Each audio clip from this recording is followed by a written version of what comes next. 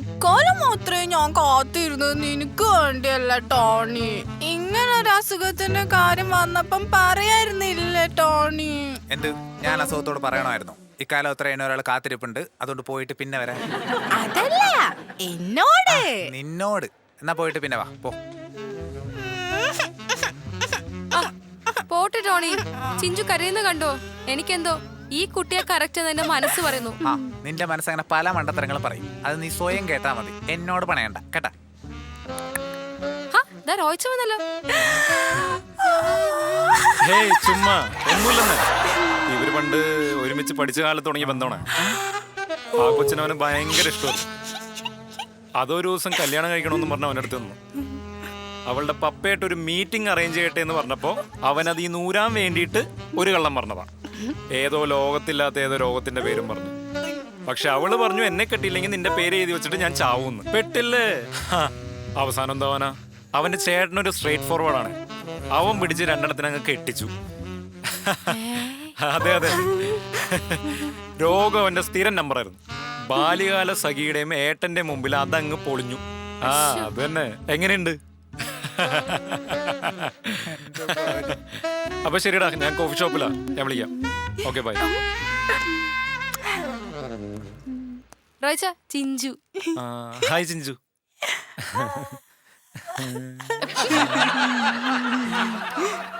അല്ല ഇവനെന്താ ബ്ലിങ്കസി ആയിട്ടിരിക്കണേ? അതെങ്ങനെ ബ്ലിങ്കസ് അടിക്കാതിരിക്കും? റോയിച്ച ഫോണിൽ സംസാരിച്ച സീനാ ഇവിടെ നടന്നുകൊണ്ടിരിക്കുന്നത്. അതിലെ ഗേള് ചിഞ്ചുവോ ബോയ് ടോണിയോ ആണ്. പപ്പയുമായി ടോണിയുടെ മീറ്റിംഗ് അറേഞ്ച് ചെയ്യാൻ വന്ന ബാല്യകാല സഖിയാണ് ചിഞ്ചു. പിന്നെ ഇല്ലാത്ത അസുഖം പറഞ്ഞ ടോണി ഞെട്ടാതെ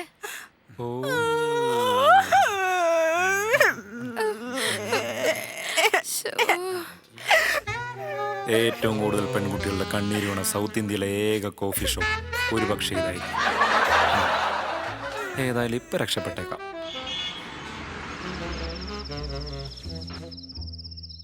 പറു പറു, എന്തു പറ്റി മോളെ?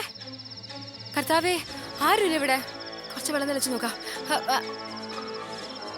ആനന്ദ്, എന്താ എന്തു പറ്റി? അവക്ക് എന്ത് സംഭവിച്ചു? പറ, പറയാൻ. ഞാനാ അവളെ. പറ, പറയാൻ. എന്താ ഉണ്ടായത്? വേണ്ടെന്നൊരായിരം തവണ പറഞ്ഞതാ, പക്ഷെ ഞാൻ കേട്ടില്ല. ആ നിമിഷത്തെ ആവേശത്തില് എനിക്ക് വേറൊരു വഴി ഉണ്ടായിരുന്നില്ല. ഞാനത് ചെയ്തു പോയി. എടാ, എന്താ നീ ചെയ്തത്? എങ്ങനെ തോന്നില്ല നിനക്കത്? പൊട്ടി സാറാ, മിണ്ടരുത് നീ. റോയിച്ചിനത് നിന്നെ വെച്ചേക്കില്ല. പൊയ്ക്കോ, എവിടെങ്കിലും പോയി രക്ഷപ്പെട്. എന്തിന്? ഒളിച്ചു പോകുന്നൊക്കെ ഭീരുത്വ. ഞാൻ പോവില്ല. വേണമെങ്കിൽ സുലഭേന റേപ്പ് ചെയ്യുന്ന സീൻ ഒഴിവാക്കാം. പക്ഷെ ക്ലൈമാക്സിൽ പാലൂട്ടിക്കണ്ണൻ ചാവും. ഒരു കഥ എഴുതിയിട്ട് അതിൽ റേപ്പ് സീൻ ഉണ്ടെന്ന് വിചാരിച്ചിട്ട് ഞാൻ പോകാനൊന്നും പോകുന്നില്ല. സത്യത്തിൽ എന്താ ഉണ്ടായത്? അത് ശരി. അപ്പൊ ഇതുവരെ ഒന്നും മനസ്സിലാവാതെ അല്ലേ തല്ലി എന്റെ ചെവിക്കല്ലടിച്ച് പൊട്ടിച്ചത്? എന്റെ കഥയിൽ ഒരു നിർണായക വഴിത്തിരിയിൽ വരുന്ന ഭീകര സീൻ കേട്ട് ബോധം കെട്ട് കിടക്കുന്ന കിടപ്പാത്.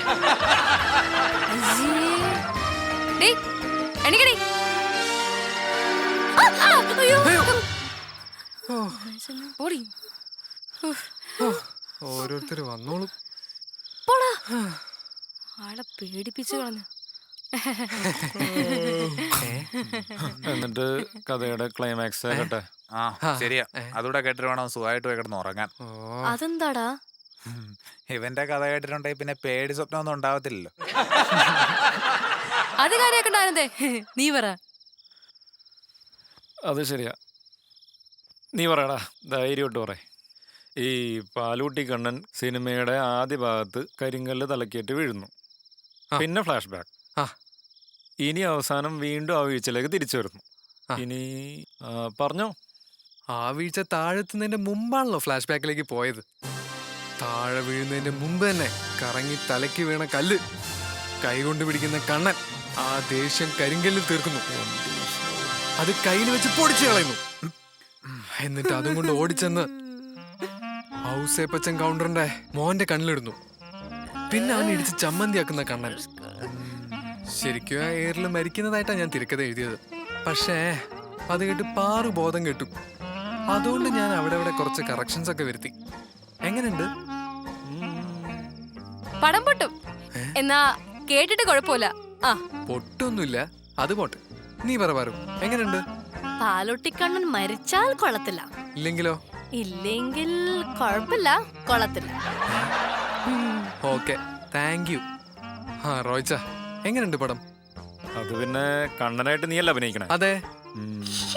പടം ഇറങ്ങിക്കഴിഞ്ഞാ വഴിയിലിറങ്ങുമ്പോ നാട്ടുകാർ മനസ്സിലാക്കണ്ട നീയാണ് കണ്ണനായിട്ട് അഭിനയിച്ചതെന്ന്. ഓ മനസ്സിലായി. ഫോട്ടോഗ്രാഫ് കൊടുത്ത് മരിക്കായിരിക്കും അല്ലേ? അല്ല, അത് കൊടുത്തില്ലേലും മരിക്കും. അതല്ല, ഈ ആൾക്കൂട്ടത്തിന്റെ ഇടയിൽപ്പെട്ട് മരിക്കുന്നതിലും ഭേദം, അതും പ്രത്യേകിച്ച് മലയാളികളുടെ ഇടയിൽപ്പെട്ട് മരിക്കുന്നതിലും നല്ലത് വല്ല ട്രെയിനിനും തലവെക്കുന്നു. അതാവുമ്പോ മരിക്കുള്ളൂ. ഇത് മരിക്കാതെ മരിക്കേണ്ടി വരും. അതാ പറഞ്ഞത്. റോയ്ച്ചന്റെ സംഭാഷണത്തിൽ നല്ല ലാഗ് ഉണ്ട്. അതിന്റെ ഉദ്ദേശശുദ്ധി മനസ്സിലായില്ല. അത് പടം ഇറങ്ങുമ്പോ മനസ്സിലാവും. ഹോ, ആ പിന്നെ ടോണി, നിന്നോട് അഭിപ്രായം ചോദിക്കുന്നതിന്റെ മുന്നേ ഒരു കാര്യം ഞാൻ നേരത്തെ പറയാം. അടുത്തടി വെയിറ്റിംഗാ. ഇനി പറ, എങ്ങനെയുണ്ട് കഥ? നിന്റെ പടം ഇറങ്ങുമ്പോഴും നീ ഇതുപോലെ ആൾക്കാരെ ബ്ലാക്ക് മെയിൽ ചെയ്ത് പീഡിപ്പിച്ച് ചെയ്തിട്ട് കൊണ്ട് കാണിച്ചാൽ മതി. അങ്ങനെയാണെങ്കിൽ നിന്റെ പടം സൂപ്പർ ഹിറ്റാ. എന്നാൽ ഇവിടെ ഇവന്റെ വായനെങ്കിലും ഞാൻ കേട്ടില്ലേ എന്റെ പടം വിജയിക്കുന്നു. മതിയടാ, സന്തോഷായി ടോണിക്കുട്ട, സന്തോഷായി.